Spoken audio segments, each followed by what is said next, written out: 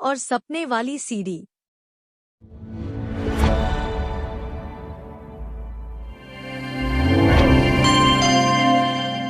बहुत समय पहले की बात है। एक हरा भरा चहचहाता जंगल था जिसका नाम था झुनझुन जंगल। वहां पेड़ों की पत्तियां गाती थी और हवा हर शाम झूले की तरह बहती थी।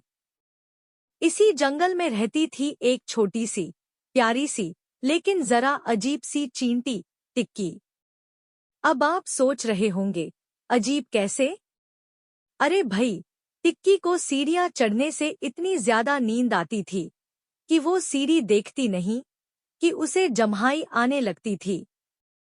और जैसे ही पहली सीढ़ी चढ़ती, सपनों की दुनिया में फुर्र। लेकिन एक दिन जंगल की सबसे बुजुर्ग लोमड़ी, दादी लोमड़ा ने एक राज बताया। झाड़ी नुमा पेड़ की जड़ों के पीछे एक जादुई सीढ़ी है टिक्की बिटिया, लेकिन ध्यान रखना वो सीढ़ी बड़ी अजीब है। टिक्की ने आंखें फैलाकर पूछा। कैसी अजीब सीढ़ी दादी? उसकी हर 5वीं सीढ़ी पर चढ़ते ही सपनों की खिड़की खुल जाती है, लेकिन जो पूरा चढ़ जाए उसे असली जादू मिलता है। टिक्की का दिल धक धक करने लगा। जादू? और मैं? वाह! वो अगली सुबह ही निकल पड़ी। एक छोटे बैग में बादाम, एक पानी की बोतल और मन में 1000 सवाल।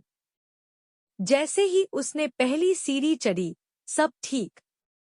दूसरी, तीसरी, चौथी और जैसे ही 5वीं सीढ़ी आई, धड़ाम! टिक्की को सपना आया। वो एक जायंट केला रोलर कोस्टर पर बैठी थी और चारों ओर उड़ती हुई इमली के गुब्बारे थे। टिक्की चीखी और फिर जाग गई। ये तो सचमुच कमाल है। उसने कहा और फिर चढ़ती गई। हर 5वीं सीढ़ी पर नया सपना।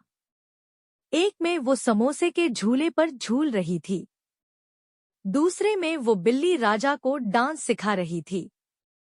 तीसरे में तो वो खुद जंगल की रानी बन गई थी। हर सपना प्यारा था, पर टिक्की नहीं रुकी। वो आखिर तक पहुंच गई और वहां एक सुनहरी पट्टी चमक रही थी जिस पर लिखा था, जो सीढ़ी पूरी चढ़े वो अपने सपनों को सच कर सके।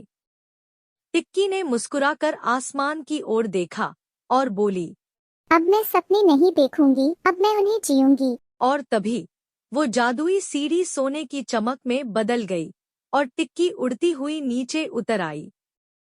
अब वो सिर्फ सोने वाली चींटी नहीं थी, वो बनी जंगल की प्रेरणा चींटी। शिक्षा: सपने देखने से ज्यादा जरूरी है उन्हें सच करने की हिम्मत रखना।